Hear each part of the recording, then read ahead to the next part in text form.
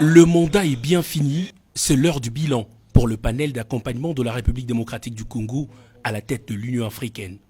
Face à une représentation de la presse nationale et internationale, les membres de ce panel ont étalé ce samedi en longueur toutes les activités considérées comme des acquis de la mandature du président Félix-Antoine Tshisekedi à la présidence de l'Union africaine. Le professeur Ntumba Luaba et ses collègues ont insisté sur entre autres activités diplomatiques et culturelles comme l'entrée en application de la charte de la Renaissance africaine qui est une sorte de feuille de route pour les gouvernements avec un accent sur les fondamentaux de la culture. Outre l'instauration du Grand Prix panafricain de la littérature, la tenue de la Journée mondiale de la culture africaine et afrodescendante ou encore le premier colloque sur l'albinisme, les panélistes ont également insisté sur la lutte contre la pandémie de la Covid-19 avec en exergue la mise en place de la plateforme de fourniture de médicaments. Ce grand homme qui dit le peuple d'abord, il a voulu qu'au niveau de l'Afrique, où souvent le peuple n'est pas entendu, où le peuple considère qu'il n'est pas présent, placer son mandat au service des populations africaines, des peuples africains, d'où sa vision spécifique d'une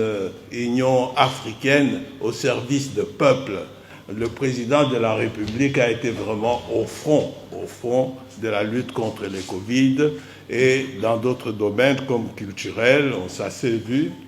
et dans d'autres secteurs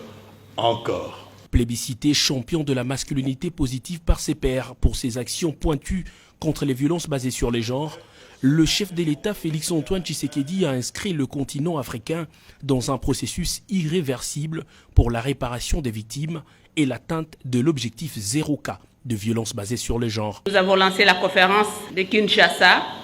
sur l'égalité femmes et hommes en Afrique. Et là, nous avons fait venir des femmes de différents pays d'Afrique qui sont venues ici à Kinshasa. Et à la fin de cette conférence, il y a eu une déclaration sur l'égalité des sexes en Afrique.